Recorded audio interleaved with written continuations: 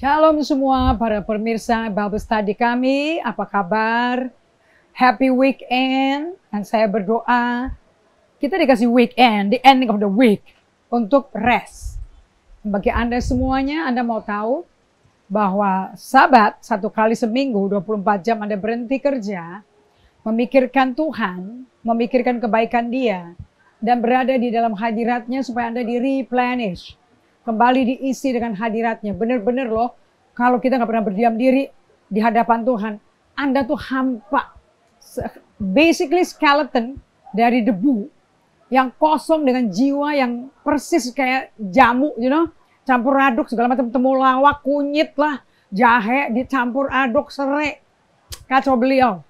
Oke, tetapi kalau Anda diam, itu pada mengendap, sedimentasi, and you get clear. Soul-nya jadi clear, you got clarity. Gitu. Katanya ada orang ngomong clarity is power. How can you be powerful when your soul is messy? Kalau jiwamu tuh kotor dengan macam-macam. So, pelajaran solitude and silence and stillness, revolusi gaya hidup yang membuat doa memiliki makna yang baru. It makes prayer have a new meaning. Bagaimana pengalaman Anda? Saya mau tantang nih, para pendengar setia, how is your personal life with Jesus change setelah belajar solitude, silence, and stillness? Itu waktu di mana jiwa yang kotor bisa dibersihin. And juga yang dahsyatnya, Yesus menjadi nyata, hubungan dengan Yesus bisa terjalin. So it just really good, So saya mau sambut semua teman-teman yang sudah bergabung bersama kami. Ibu Triani dari Sorong, Ibu Helena, Pak Ishak di Melau, apa kabar? Terima kasih untuk Sarah, Inge, semuanya, Jolly yang ada di Jakarta melayani semua teman-teman dari Sabang sampai Merauke.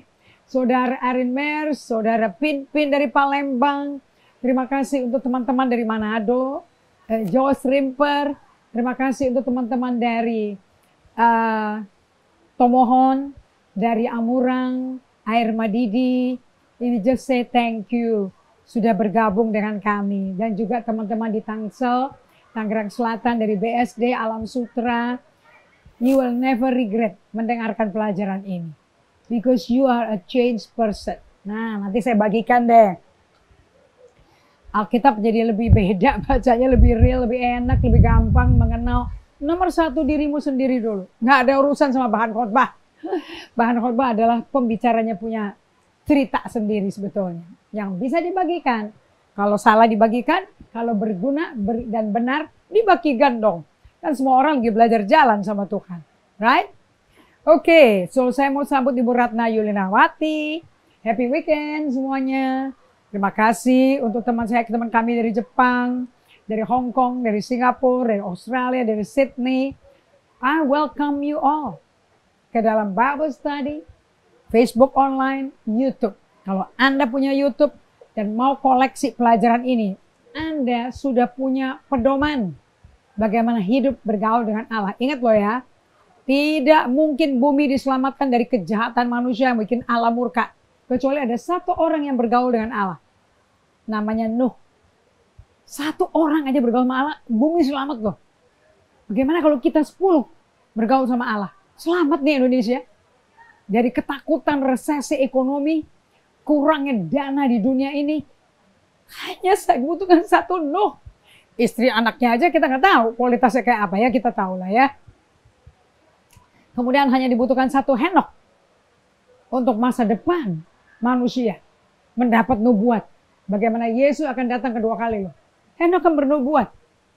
Nah, saya mau kasih tahu pada kalian. Kenapa kok Henok itu ada tapi terus nggak ada? Karena dia di rapture. Kenapa kok dia bisa di rapture? Syaratnya apa? Bergaul dengan Allah. Solitude silence membawa kita kepada dimensi baru. Bagaimana kenal Allah, dikenal Allah, bergaul dengan Allah. Even yang simple aja deh, yang bikin orang banyak ngantuk dan bosan. Memberikan dimensi baru akan doa. D-O-A. Oke? Dalam operasional, ruang operasinya dari Allah yang Maha Kuasa. Itu DOA tuh. Di dalam ruang operasinya Allah. Nah, jadi kalau Anda bertemu sama Tuhan, mestinya Anda nggak lihat bagus-bagusnya Anda. Anda justru akan melihat gunung es yang mengerikan. Siap nggak ngadepin diri sendiri? Oke. Saya mau katakan salam juga kepada Pak Sutikno, Pak Erik Sugatoro, kepada teman-teman lainnya. Thank you so much untuk bergabung. Happy weekend lagi. Yuk kita relax sebentar yuk. Mengerti firman-Nya Tuhan. Sambil relax aja. Bersila. Kayak gini nih, di kasur-kasur pakai bantal begitu.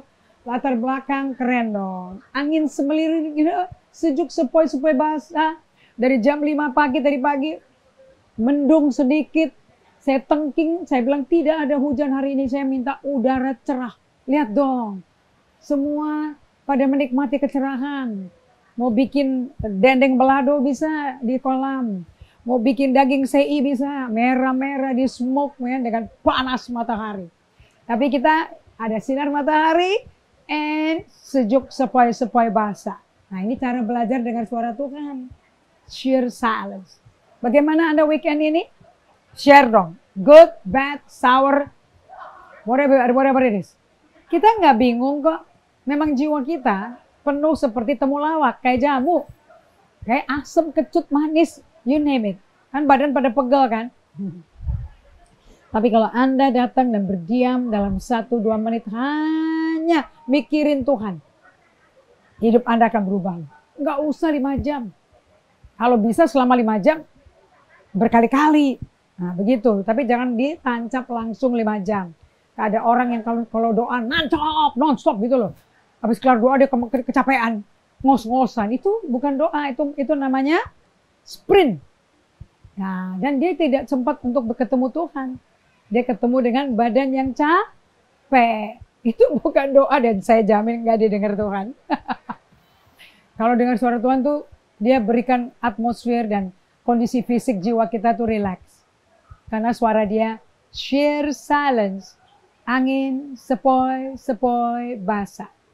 Sama kayak angin yang sejuk lagi berhembus. Anda tahu nggak? Suaranya nggak kedengeran kan ya? Tapi suara anak-anak kecil di kolam renang kedengeran loh. Jadi kira-kira suara Tuhan kecil sekali dibandingkan suara manusia.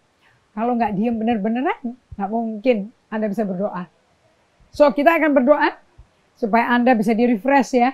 In this beautiful weekend, bright sunny day. Supaya Anda punya hope, and a bright future.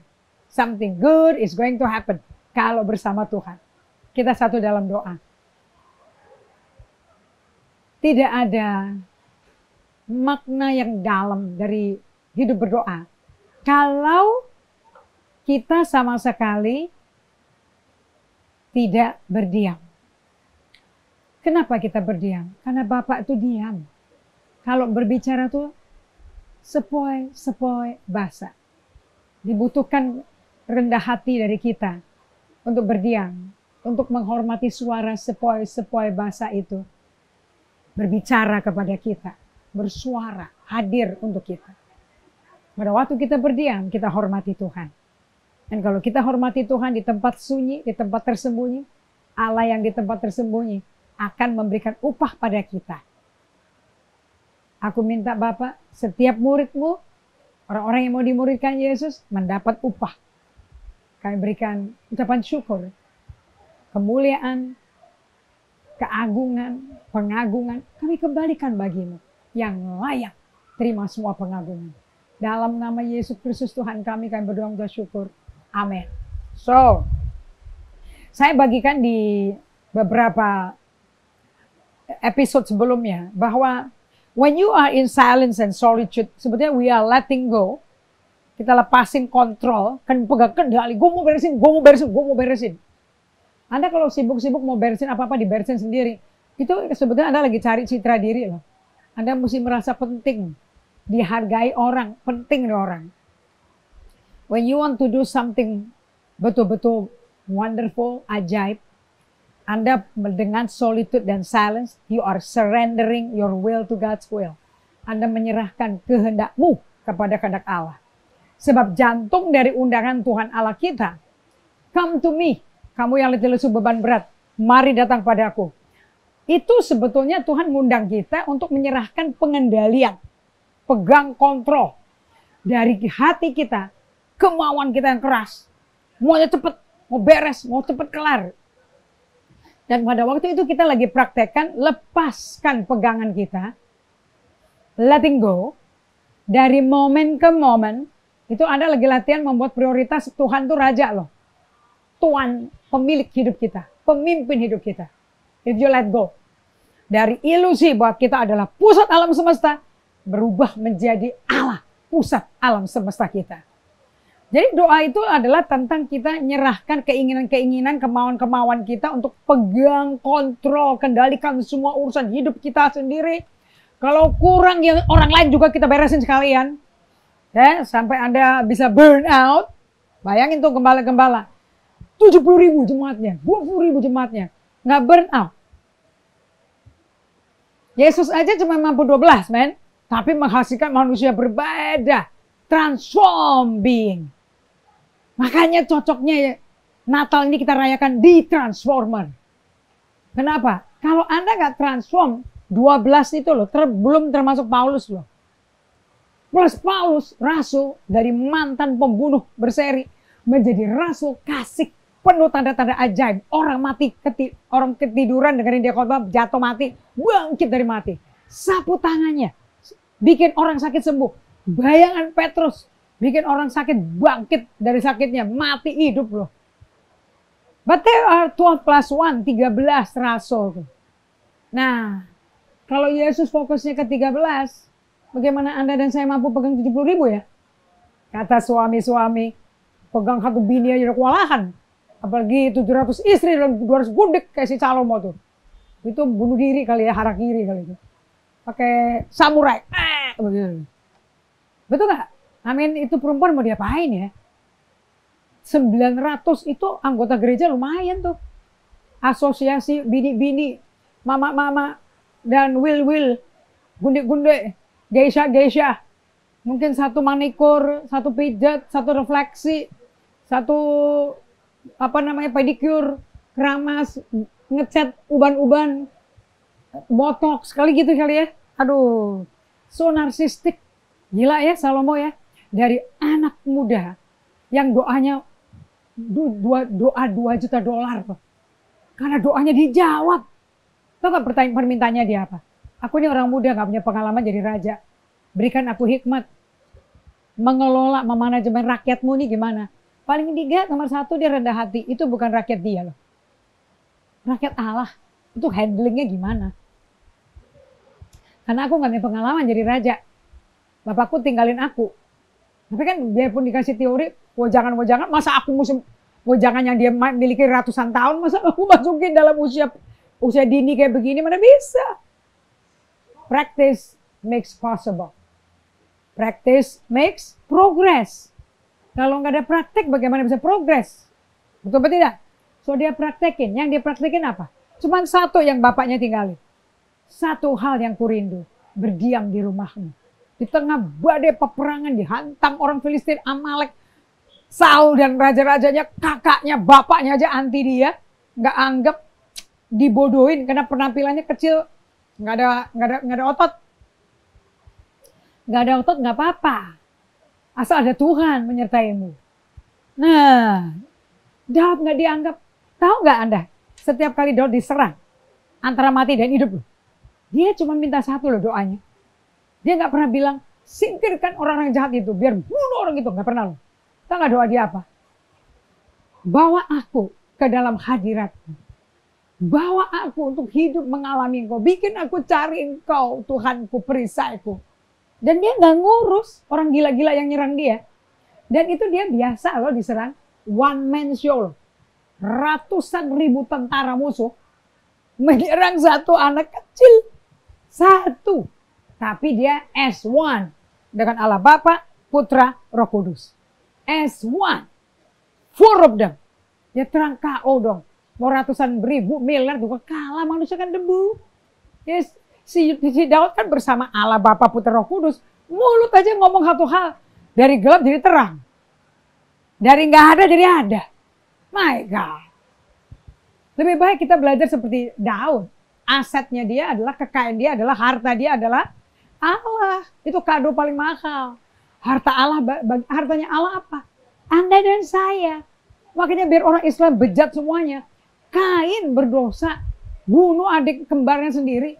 Anda tahu nggak? Allah nggak pernah ninggalin si Kain. Ditemenin terus loh.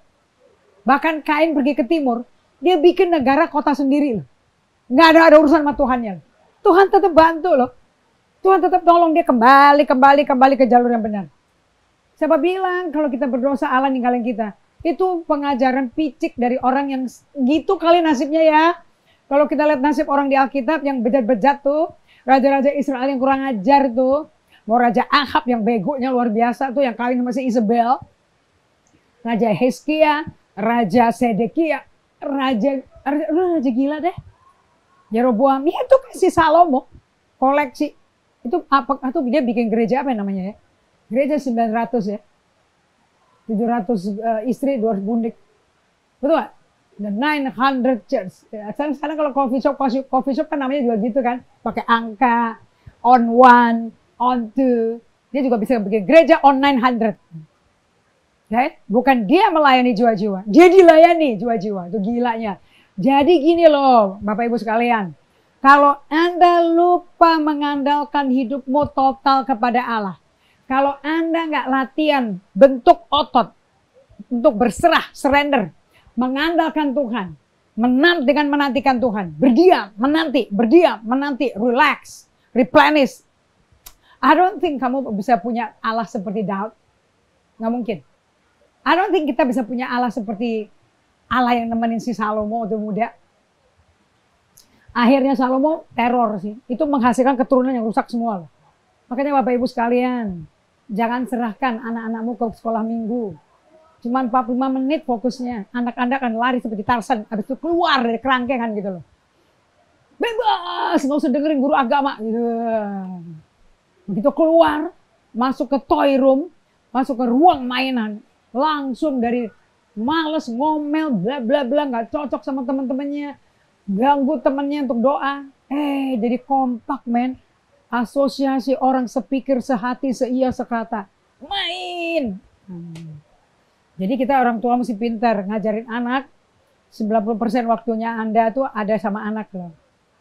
How do you become creative? Supaya anak Anda perhatiannya ke Anda untuk bawa kepada Tuhan. Jangan akhirnya seperti Salomo narsistik banget.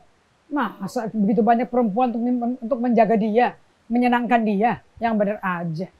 Sampai dia hilang dari Tuhan. Ini ya, saya bagikan ke Anda.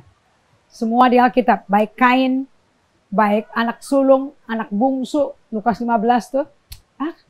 Semua orang yang ada di Alkitab. Lebih banyak yang berontak daripada yang taat loh. Oke?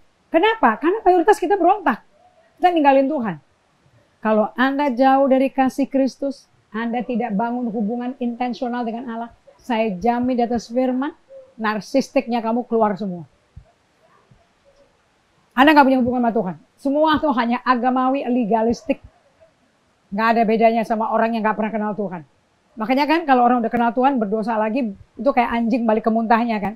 Babi balik ke kubangan. Lebih jahat daripada sebelum terima Yesus. So, orang ikut Tuhan gampang kok. Cuma jaga hubungan sama Tuhan tok. Bukan dengan aktivitas. By being still. Dengan berdiam, dengan tenang, dengan teduh, kalem. Take a deep breath, tarik napas, tahan, buang napas. Dan segala emosi negatifmu, keserahkan ke Tuhan Yesus, let go, let go. Kemudian tarik napas lagi, hirup hadirat Tuhan lagi.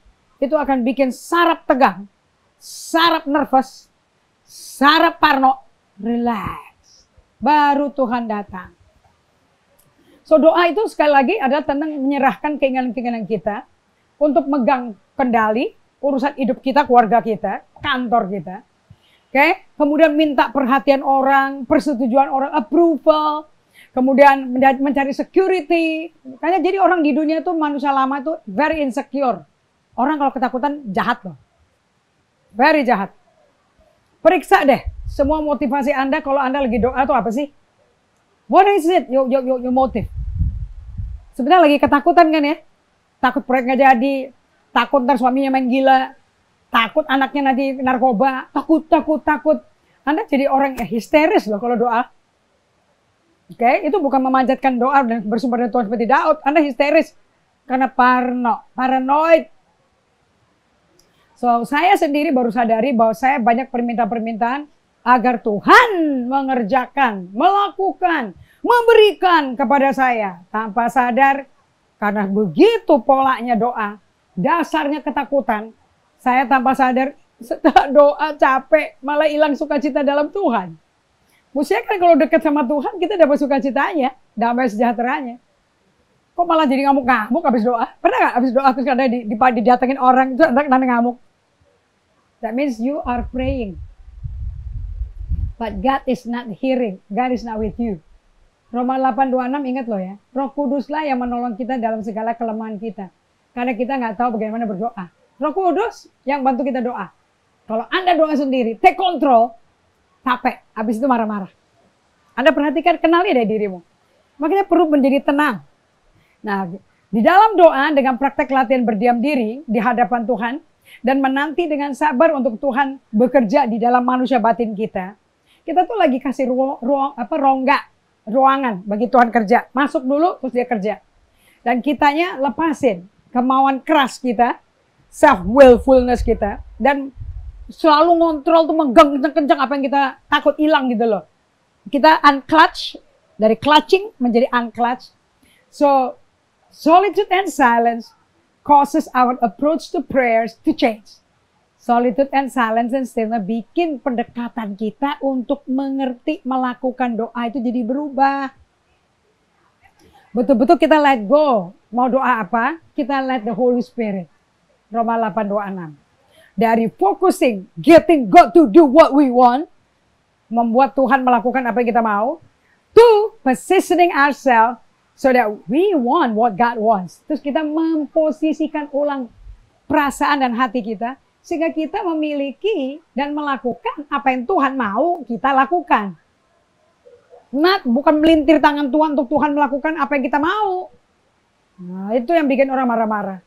So, di slide berikutnya saya kasih pada Anda. In silence, we let go of our agenda. Dalam silence, ini weekend ini, agenda-agenda Senin sampai Jumat dilepasin aja. Fokus ke istri, fokus ke suami, fokus ke anak-anak. Okay? Allowing communion with God to become the core of our life. Izinkan persekutuan dengan Allah secara pribadi, sendirian sama Allah. Spending time with God. Waktu pribadi dengan Allah sendiri, berduaan aja. To become the core of our life. Itu mesti menjadi jantung dari hidup kita. Apa sih jantungmu? Communion dengan Allah Bapa, Putra, Roh Kudus. Bersekutu. Oke? Nah ini artinya kita datang kepada Tuhan Allah kita, kepada YWHW, di dalam doa, bukan untuk ngambil sesuatu dari Tuhan. Bukan untuk minta sesuatu dari Tuhan. Tetapi seperti kata-kata penguatan, nubuat, bimbingan, tapi cukup berada dalam dia aja. Nggak mau dapat nubuat, nggak mau dapat penglihatan. Kita mau hanya berduaan aja sama Tuhan. So dalam silence kita lepaskan, mengizinkan Allah masuk dalam kedalaman gunung es kita. Remember gunung es kita? Saya pakai buku gede ini. Get to the bottom, the beneath the iceberg. Ke bawah gunung es ini. Oke? Saya suka guru saya. Dia udah meninggal. Namanya Thomas Keating. Father Thomas Keating. Nah, orang Katolik itu yang melakukan soul to silence. Kenapa mereka suka menyendiri di sel-sel mereka? Punya tempat retret. Itu namanya padang gurun mereka. Supaya mereka tinggalkan, lepasin racun-racun pencemaran dunia. Dan mengikuti hubungan intim dengan Tuhan. Yesus di padang gurun tuh puasa 40 hari 40 malam loh. Habis itu dia dicoba sama setan oleh atas kehendak Roh Kudus loh. Allah gak buru-buru loh kalau pakai orang. Dia prepare, dia equip. Makanya Allah gak cari yang qualified. Dia cari yang di-equip. It's not the qualified, but the equip. Nah kalau mau di-equip ya kayak Yesus hidupnya. 30 tahun pertama gak tahu, disekap, di hidden. Itu tahun yang paling penting. Sampai jagoan neonnya neraka pun KO. Dengan kehalusan, sopan, santun, dan jelas siapa dia dalam Tuhan. KO setan. Gak bisa nipu. Gak bisa bohongin. Gak bisa memperdaya Yesus. Oke. So Thomas Keating membandingkan pekerjaan Tuhan di dalam manusia batin kita dengan pekerjaan para arkeologis yang mengekskavasi tanah, yang mungkin ada timbunan-timbunan dari kerajaan zaman Babel. Kita mau lihat berapa masa di atasnya Babel ada kerajaan apalagi sampai kita ke generasi kita. Nah sebetulnya kita ini budaya kita ini diwarisin dari mana aja nih? Itu. Tapi kalau nggak ada ekskavasi nggak ada yang tahu. Oke. Lapisan per lapisan diekskavasi untuk melepaskan harta karun dan struktur-struktur yang terkubur di dalam bumi. Apakah ada harta-harta karun yang terpendam dalam hidup kita? Karena ditimbun sama kepahitan, ditimbun sama tertolak, ditimbun sama dosa, ditimbun sama masa lampau yang gak enak. Teman-teman semuanya, Roh Kudus adalah pribadi Allah yang ketiga. Yang gak tinggal di surga, adanya di badan Anda. Makanya tubuh kita adalah bait Allah, tempat Roh Allah berdiam. So, ngapain dia di dalam? Ekskavator. Dialah ekskavator hidup kita yang kerjanya menggali, menginsafkan dalam melalui lapisan-lapisan dalam kehidupan kita. So, Roh Kudus melalui ekskavasi itu dia pisahin apa yang esensial dan yang tidak esensial. Mesti keluar dari gunung es kita. So, Thomas Keating berkata begini, pakai bahasa Inggris ya. Hence, as we progress toward the center where God actually is waiting for us. Oleh sebab itu, begitu kita melakukan kemajuan, progres ke arah pusat di mana Allah berdiam di dalam kita, menantikan kita. Yesaya 30 ayat 18, Allah berkata, aku nih Tuhannya menanti-nantikan untuk memberikan kasih sayangku padamu loh. Kok nggak mau sih diem bentar supaya aku bisa curahkan kasih sayang daripada kamu parno, stres, depresi, PTSD, bipolar, ansietas. Come on, be still. Supaya Roh Kudus bekerja, menginsafkan kita dan menunjukkan kepada kita apa yang kita rasa di dalam gunung es kita, di bawah permukaan hidup kita. Anda, saya mau kasih tahu ya, semakin Anda berdiam dari 5, 10 menit, 15, 20, 30 menit, 50 menit, sejam, semakin rajin disiplin, semakin Anda kerasa manusia lama Anda semakin bobrok, semakin ketemu, semakin kelihatan. You don't see the good you see the ugly you. Yang rusak gara-gara dosa itu loh. Okay? This warn us that the spiritual journey, ini memperingati kita bahwa perjalanan rohani bukan cerita kesuksesan, kisah sukses mengenai pergerakan karir Anda. No. Apa sih solitude, silence, and stillness? It is a series of humiliation of the false self. Ini adalah seri penghinaan dari manusia salah kita. Manusia palsu. Nah, manusia asli, Kejadian 1 ayat 26, 27, 28, itu serupa gambar rupa Tuhan. Manusia yang ditendang keluar dari Taman Eden, itu bukan manusia asli. Itu manusia yang bukan Allah yang bikin. Itu manusia yang Allah bikin dirusak sama iblis dan dosa yang kita sengaja bikin. Makanya Allah mau rescue Adam dan Hawa, dia nggak mau. Dia tetap mau ikut setan dan percaya bahwa Allah itu jahat. Nggak mau mereka tuh pinter, tahu yang baik dan jahat. Makanya dia ngikutin si penipu, the liar. You know who is that? The devil tuh, yang badan aja nggak punya, numpang ular. Makanya kalau Anda kalau ikut setan miskin loh, badan aja nggak punya, numpang. And then mereka membuat si Adam cari nafas setengah mati loh. Itu ayat 15 sampai 19 tuh. Dengan peluk. Kau cari makan dari tanah yang kau kutuk karena kau melanggar aku. Dengar perkataan istrimu, bukan memelihara perkataanku. Aku udah ngomong kok kamu nggak pelihara. Hancur loh. So, Thomas Keating berkata, begitu kita berdiam dengan teduh, dengan tenang, kita progres ke pusat bumi, pusat gunung es kita. Di situ kita akan mengalami kondisi paling buruk, semakin buruk. Di mana kita akan dihina.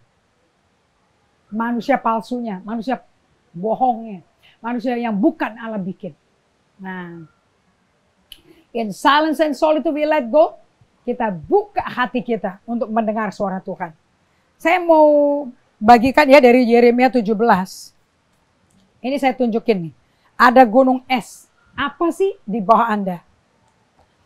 Pengalaman berbahasa roh, lahir baru, rebah-rebang, ketemu Tuhan. Itu cuma 10%. That's not the real you. Pengalaman Anda nggak bisa dong. Hanya pengalaman lahir baru dan pengalaman pertama kali bertobat dan dibaptis Roh Kudus. Nggak bisa dong. Ayo, pengalamannya mesti bertumbuh, bertambah. Dengan Anda bergaul sama Tuhan. Dari nggak ngerti, nggak kenal, nggak gitu kenal. Tapi dikenal Allah. Bagaimana Anda bisa mendekat sampai ketemu. Makanya setiap orang yang ketemu Tuhan ngomongnya apa? Aku berbibir najis gak layak. Yeremia kan? Lihat dong Yakub di sungai Yabok. Waduh, aku melihat Tuhan. Aku gak layak. Sampai aku tahan. Siapa namamu? Siapa namamu? Dia gak kenal Tuhan dong. Kan nanya siapa namanya. Kejadian 28. Waktu Yakub berada di tidur. Di atas batu. Dan Allah berkata, jangan takut. Aku menyertai kamu. Kemudian ada tangga yang kakinya di bawah. Atasnya ke surga. Di atasnya ada malaikat naik turun. Kemudian si Yakub ngomong apa? Aku gak sadar loh. I'm not aware bahwa ini adalah rumah Tuhan.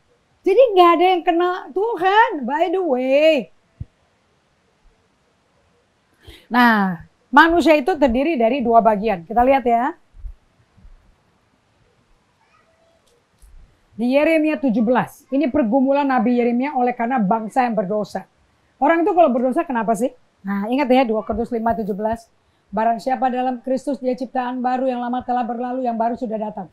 So ada manusia lama, ada manusia baru. Nah, yang lama itu yang seksi repot, yang mau kontrol situasi. Karena jelek, karena dosa. Jadi orang nggak kesuka kejelekannya itu ketangkap basah. Bahkan sama pasangannya sendiri nggak mau loh. Sama orang tua pun nggak mau. Sama anak sendiri nggak mau kalau kelihatan itu jelek kita. Makanya kita pura-pura kita somebody else. Itu topeng gitu. Jadi di dalam kita ada manusia lama sama manusia baru ya. Ada, dua-duanya masih ada. Makanya yang lama sudah berlalu. Kok nggak dibilang aja yang lama udah hancur, udah mati. Engkau berlalu tuh kenapa? Karena progresif. Jadi kalau Anda latihan praktek solitude and silence every day, 2-3 kali per hari, latihan kontemplatif, latihan to slow down ritmenya, Anda bisa berada bersama Tuhan. Anda akan di hidupnya dikontrol lah sama manusia dominan. Namanya siapa manusia dominan itu? Manusia lama. Yang penuh nafsu, yang membawa kita pada kebinasaan. Tapi si manusia baru, kalau nggak pernah datang pada Tuhan, nggak dikasih makan susu rohani, nggak dikasih tidur istirahat, supaya nggak dikasih exercise, berjalan dengan Tuhan, nggak akan bertumbuh. Akibatnya Anda selamanya didominasi sama manusia lama. Padahal itu bukan dari Tuhan. Get rid of it. Ya. Dua manusia ya. Yeremia 17. Dosa Yehuda telah tertulis dengan pena besi. Wah, diukirnya pakai pena besi. Berarti ini pesan penting. Yang matanya dari intan. Anda tahu nggak? Mata batu terkeras berlian. Berarti ini diukirnya pakai intan. Pegangannya besi. Kenapa? Nggak bisa dihapus. Karena akan digrafir sampai dalam. Wah, ini kitab Yeremia penting ini. Karena ini waktu mereka lagi di Babel. Terukir pada loh hati mereka. Dan pada tanduk-tanduk mesbah mereka. Wih, bapaknya intan men. Di hati kita ada ukiran Tuhan. Akan siapa dia? Akan pelajaran dia. Sebagai peringatan terhadap mereka. Mesbah-mesbah mereka dan tiang-tiang berhala mereka. Memang ada di samping pohon yang rimbun. Ya ini pegunungan di padang. Harta kekayaanmu dan segala barang perbendaraanmu akan kuberikan dirampas sebagai ganjaran atas dosamu di segenap daerahmu. Dah ya, Anda lihat ya betapa kerasnya sampai pakai ukir, pakai intan loh tuh hati orang. Loh hati manusia kan hati orang. Yang ada emosinya tuh. Kalau sampai digrafir pakai batu keras itu kan ya, waduh udah batu kali itu hati ya. Makanya dosanya udah kelewatan. Lihat. Karena mereka nggak berhenti berdosa kan. Tuhan yang ngomong gini, beginilah firman Tuhan. Terkutuk tuh orang yang mengandalkan manusia. Dengan kekuatannya sendiri. Dan yang hatinya menjauh daripada Tuhan. Ia akan seperti semak bulus di padang belantara. Ia tidak akan mengalami datangnya keadaan baik. Ia akan tinggal di tanah angus di padang gurun. Di negeri padang asing yang tak berpenduduk. Jadi kalau Anda, ini manusia lama nih. Ini manusia lama kita. Oke? Kan ada manusia lama waktu datang terima Yesus. Dikatakan bahwa orang yang hidup pakai manusia lama nggak pernah lihat hari baik. Kekurangan terus. Lihat sekarang manusia barunya. Yeremia 17 ayat 7 dan 8. Diberkatilah orang yang mengandalkan Tuhan. Wah, manusia baru tergantung Tuhan. Gak dikasih susu rohani, gak dikasih hadirat Allah, mati. Kalau manusia duniawi, manusia lama kita, manusia palsu kan makan enak, tidur enak, mobil mewah, rumah yang mewah, kantor yang hebat. Itu manusia lama. Makanya manusia lama lucu kalau ngomong semua ini karena Tuhan, semua ini karena Tuhan. Kemuliaan bagi Tuhan. Ngomong kamu sendiri pakai kekuatanmu sendiri kok supaya dapat approval. Supaya dirayakan orang dunia hebat, hebat. Kamu yang terima kehebatan itu. Yesusnya nggak terima. Ayat 7 dan 8. Diberkatilah orang yang mengandalkan Tuhan. Yang menaruh harapannya pada Tuhan. Ia akan seperti pohon yang ditanam di tepi air. Yang merambatkan akar-akarnya ke tepi batang air. Dan yang tidak mengalami datangnya panas terik yang daunnya tetap hijau. Yang tidak khawatir dalam tanah kering. Dan yang tidak berhenti menghasilkan buah. So Anda lihat di sini, kontras ya. Kalau kita hidup pakai manusia lama, kita akan melihat semak bulus, padang belantara, gak melihat adanya datangnya keadaan baik, dan kita tinggal di tanah yang angus. Dan negeri padang asin yang tidak berpenduduk. Tapi orang yang mengandalkan Tuhan akan seperti tanaman yang ditanam di tepi air. Ia akan seperti pohon yang ditanam di tepi air. Dia akan merambatkan akar-akarnya ke tepi batang air. Dan yang tidak mengalami datangnya panas terik. Saking rimbunnya. Yang tidak khawatir. Gak ada penyakit jiwa. Akan tahun kering. Yang gak berhenti menghasilkan buah. Hidup kita akan berbuah terus. Baru kita dikenal sebagai murid Kristus. Yohanes 15 ayat 8. Nah counternya, yang bagaimana mengcounternya, itu dengan Anda jangan kasih makan manusia lama. Jangan diladenin. Kasih makan terus manusia baru. Saya lempar lagi ya pertanyaan ini. Kalau ada anjing hitam sama anjing putih berantem tuh. Yang menang yang mana? Yang hitam kamu bilang, apa? Yang putih? Sejak kapan warna menentukan kemenangan? Yang dikasih makan dong. Biar hitam kalau nggak dikasih makan seminggu suruh berantem sama yang putih dikasih makan 3 kali sehari. Ya KO. Padahal dia punya taktik, dia tahu semuanya. Oke? So sekarang kita akan mengintegrasikan antara berdiam dan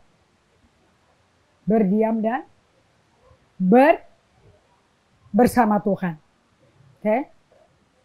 Kalau kita mengintegrasikan berdiam yang intensional ke dalam kehidupan doa kita, maka kita akan masuk ke dalam pembicaraan 2 arah. Doa tuh mesti 2 arah.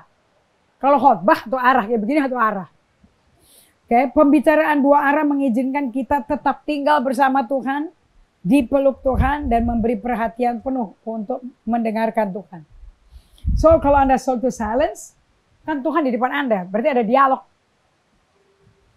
Oke, dan juga ada pelukan, dan memberi perhatian penuh untuk mendengar Tuhan. Jadi Anda bisa pelajari dari catatan kita minggu lalu. Oke. Sekarang kita masuk ya ke bagian yang penting sekali.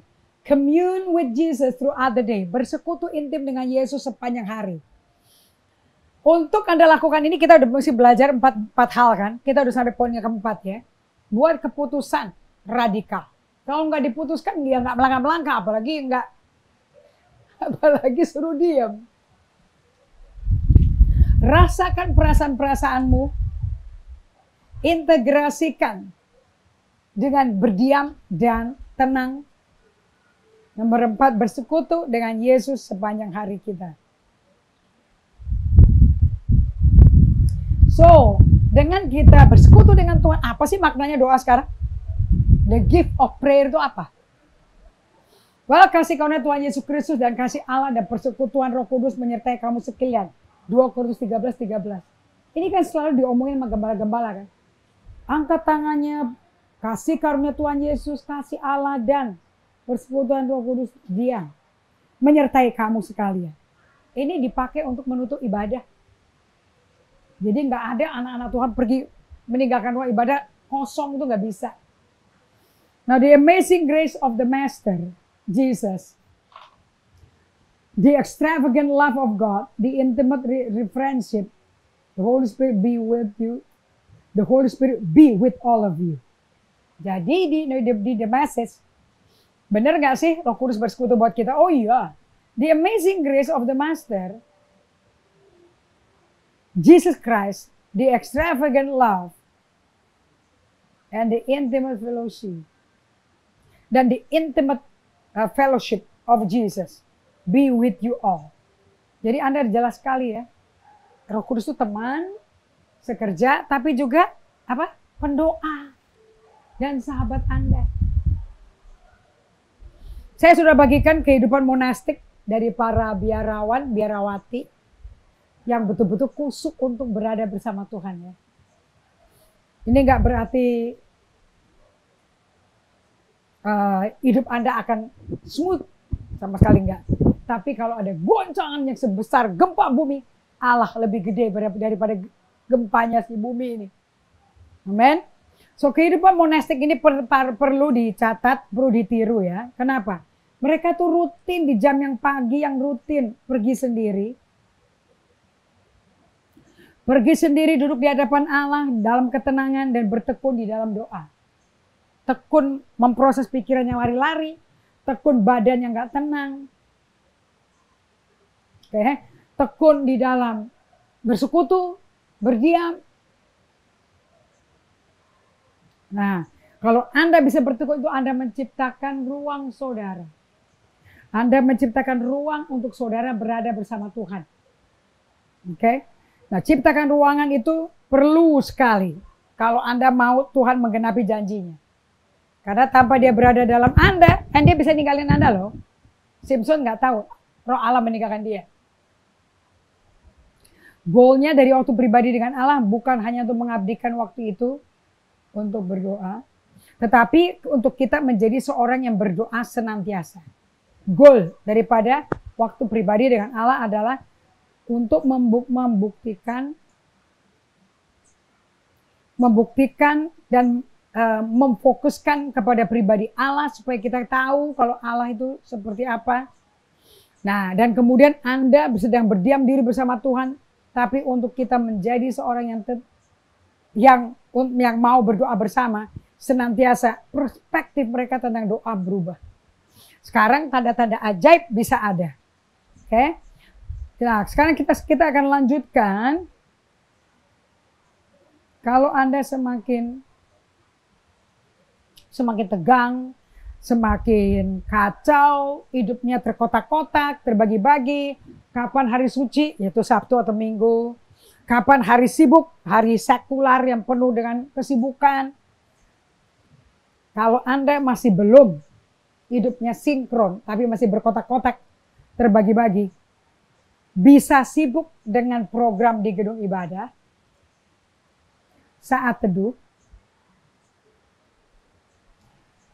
setelah Anda Bible study, pimpin sedekah, tidak ada artinya sama sekali, karena Anda sibuk dengan program ibadah. Jadi saat teduh nggak ada, yang ada program Bible study, mimpin ibadah, doa malam, doa anak-anak, tapi mudah sekali tidak tidak akan Tuhan dan tidak bersekutu dengan Tuhan. Kalau disuruh Tuhan nggak mau bersekutu sama Anda dan nggak mau berada bersama Anda, jangan pikir Tuhan mau lantarkan Anda.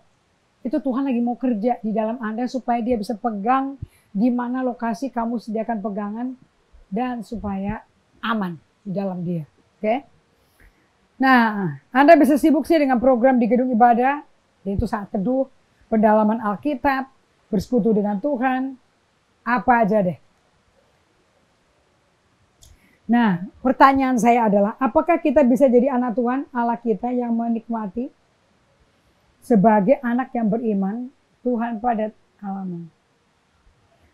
Kita lihat di Matius 3:17, apakah dengan suatu saling kita bisa jadi anak Allah yang menikmati kelimpahan berkat sebagai anak yang Elisa katakan, yang bisa berkenan kepada Tuhan Allah kita seperti Yesus. Nah, jadi goal Anda sama saya, kita berubah seperti Yesus. Tapi kalau program-program kepala enggak cukup. Mesti dari Tuhan sendiri. Oke?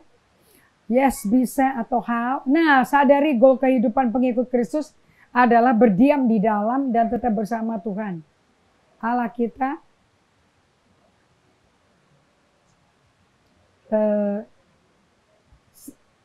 Allah kita mau kita tetap bersatu dengan dia dan mau bersatu dengan kita semua. Cabang yang sendiri nggak berbuah. So makanya Allah maunya bersatu sama kita. Kita juga mesti memiliki kerinduan untuk bersama dengan dia. Tapi ternyata nggak natural. Ini mesti ada intentional radical decision. Nah kalau Anda udah break otot Anda sampai luwes dan nurut. Nah itu enak tuh. Kayak self awareness tuh Anda dipatahin kekuatannya dan pakai kekuatan Tuhan. Oke, so tetap bersatu dengan aku tetap bersatu dengan kalian. Cabang sendiri tidak dapat berbuah kecuali kalau ia tetap pada pohonnya. Demikian juga kalian hanya dapat berbuah kalau tetap bersatu dengan dia. Makanya Yesus ngomong, aku loh pokok anggurnya, kalian cabang-cabangnya loh. Orang yang tidak nempel sama Tuhan, ragu-ragu, tidak bisa berbuah apa-apa. So, suatu silence itu adalah Yohanes 15 sebetulnya. Anda berada bersama Tuhan. Kalau Anda nggak tetap bersatu, nanti kayak anak suluk. Nanti kayak orang-orang Farisi yang menghakimi pengikut Yesus. Dan Tuhan juga buang, lalu menjadi kering. Dan cabang-cabang yang seperti itu akan dikumpulkan dan dibuang di dalam api, lalu dibakar. Aduh, ngeri nggak tuh? Apabila kalian tetap bersatu dengan aku dan ajaranku tinggal di dalam kamu, mintalah kepada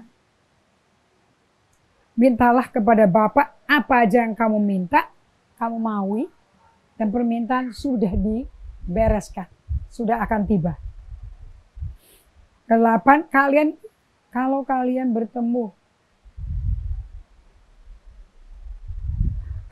berbuah banyak, Bapakku diagungkan, dan dengan demikian kalian betul-betul menjadi pengikutku, murid. Jadi faktornya banyak ya. Kalau tidak bersama dengan Tuhan nggak jadi murid.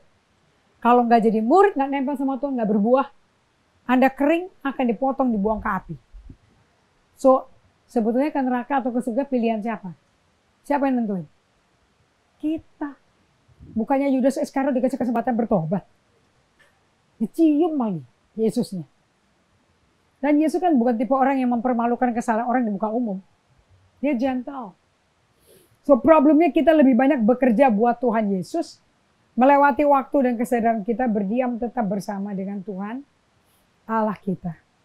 Hanya butuh satu aja pembicaraan dan kejadian yang memicu untuk cepat bertindak.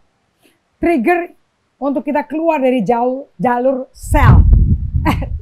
rel. Hidup bersama dengan Tuhan. Satu lakukan, satu bersama dengan Tuhan. Apa yang kau lakukan mesti ditopang oleh kehidupan yang diperoleh di dalam hubungan dengan kakak saya sendiri. Oke, dengan Anda sendiri. Nah, hanya butuh satu saja kok pembicaraan atau kejadian yang memicu untuk cepat bertindak.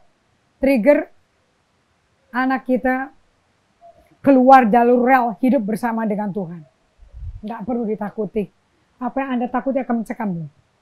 Cukup Anda datang ke Tuhan. Nah, saya tiba pada Saatnya ke indikator, 10 indikator yang menolong saya mengetahui bahwa saya sudah berpindah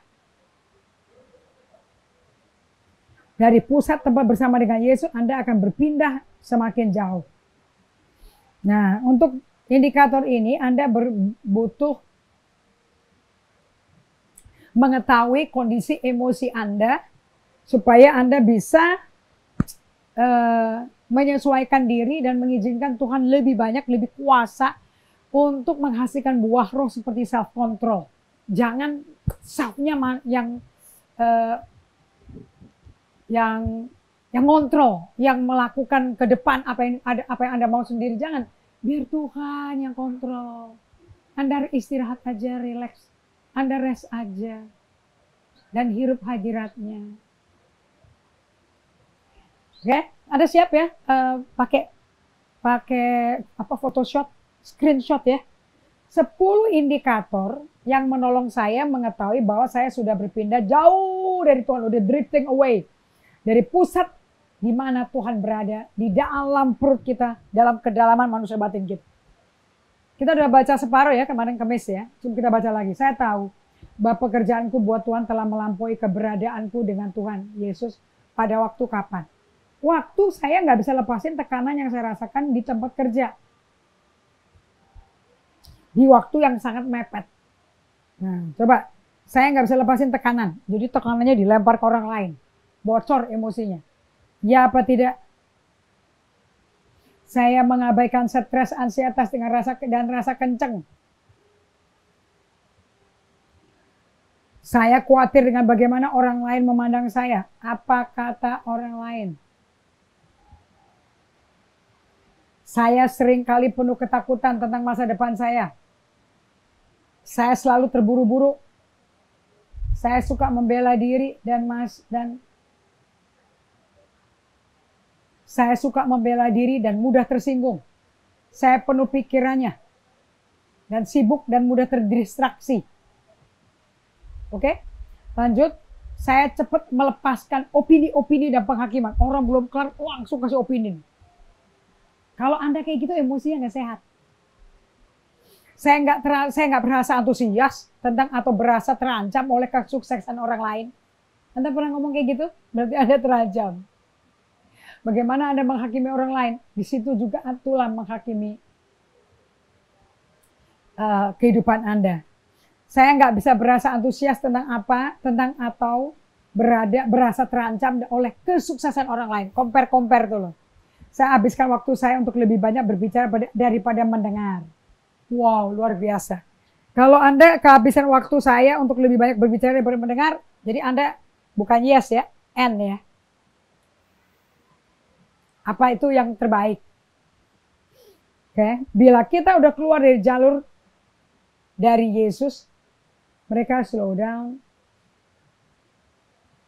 stop, ambil napas, tarik napas dalam 2 menit, dan menyinari untuk beberapa saat berdiam dan tenang untuk kembali ke jalur Yesus. Saya ulangi ya, bila kita sudah keluar jalur dari Yesus, maka slow down, to stop, ambil napas, tarik napas dalam-dalam, dan menyendiri untuk, maka beberapa saat bisa Anda.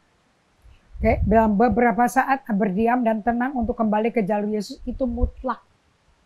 Kalau mau kembali dari drift, kembali ke kompas kita. Nah, inilah perjalanan hidup yang terbaik bagi umat Tuhan yang bisa memiliki sementara berada di planet bumi. Kita pendatang perantau loh ya, baca suratnya Petrus. Dalam persiapan membiaskan diri hidup selama semaunya dengan pribadi Tuhan Yesus Kristus. Saya baca ulang ya. Inilah perjalanan hidup terbaik yang umat Tuhan bisa melakukan selama sementara berada di planet bumi. Dalam persiapan membiasakan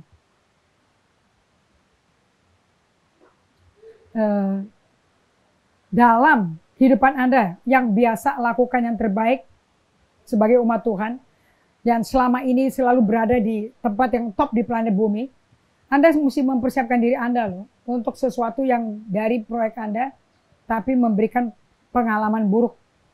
Nah, kalau Anda nggak biasa membangun otot emosinya, Anda akan kebawa sama otot itu. Oke, berikutnya yang paling penting. Berdiam bersama Yesus. Coba datang ke Yesus. Stay with Jesus, listening to Jesus. Sementara dia mengarahkan Anda dengan kecepatannya, kasih karunia Tuhan. Kecepatan Yesus berjalan tuh diukur dari kasih karunia loh. Dan specific in how to make the significant and challenging transition in your spiritual life.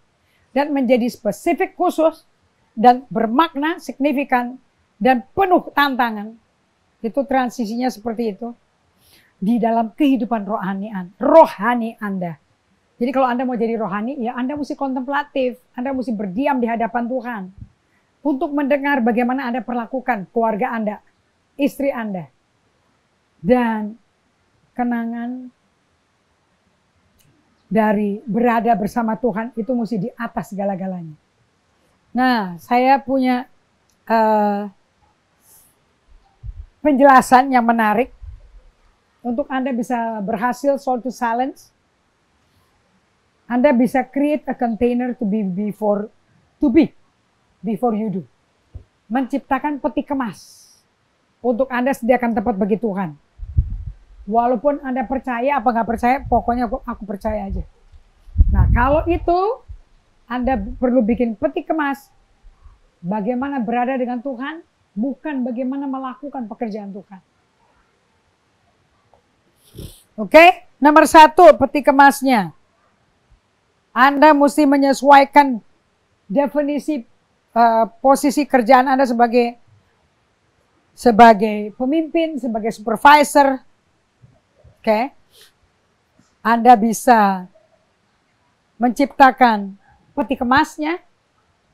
Anda bisa mementingkan permainan game yang bagus sehingga semua anak bisa menikmati. Memimpin dengan suatu proses yang rela dijalankan. Butuh aktivitas dan perseverance. Oke. Nah, transisi dari hadir untuk belajar Alkitab, untuk doa, ke secara aktual berdiam bersama dengan Tuhan sebagai sumber dari segala apapun yang Anda kerjakan untuk Tuhan Allah Anda. Kalau Anda punya cara hidup seperti ini, berada bersama Tuhan di atas apapun yang kau kerjakan buat Tuhan, apalagi di bait Allah lagi, adalah kehidupan yang indah. Namun butuh keputusan radikal untuk menciptakan atau memproteksi kontainer. Oke. Itu juga menjadi boundary yang membuat kehidupan rohani kita tidak amburadul, tidak ngawur. Tapi ada batasannya. Dan di dalam batasan itu Anda bisa menikmati hasil doa Anda. Ini doa bikin Anda ketemu Tuhan loh. Enggak setiap hari, tapi kalau mau mengalami pengalaman dramatis, wah, itu Anda perlu melakukan bikin peti kemas untuk menciptakan apa yang mesti Anda, bagaimana Anda berada sebelum Anda melakukan sesuatu. Before you do, must be being with Jesus. Oke? So, saya minta Anda semua screenshot peti kemas ini adalah proses transisi, butuh kreativitas dan perseverance, trial and error. Dan Anda kalau kuat otot emosinya, nggak akan hancur. Ini jaminan. Aku udah ngalami kok.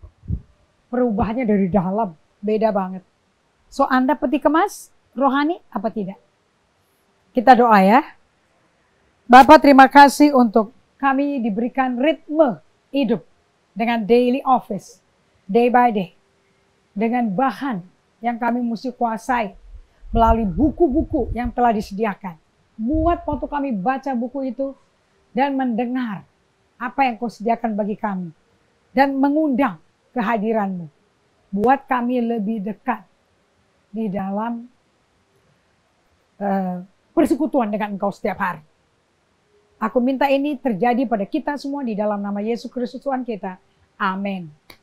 Oke, kita akan lanjutkan di hari Kamis depan. Dan saya mau Anda, dengan apa yang Anda sudah screenshot, kita adalah peti kemas dari hadirat Tuhan. Dengan otot yang solid. untuk memproteksi dalamnya manusia batin kita. Kita akan ketemu lagi dan share pengalaman Anda menjadi peti kemasnya Tuhan. Di dalam nama Yesus, saya berkati Anda semua. Tuhan berkati. Dan jangan lupa kalau Anda ada di Bali, jangan lupa kita bergabung, kita bertemu. Dari jam 2 tepat ya, kita mulai sampai jam 4. Be with us. Nah, latihan bersama. God bless you.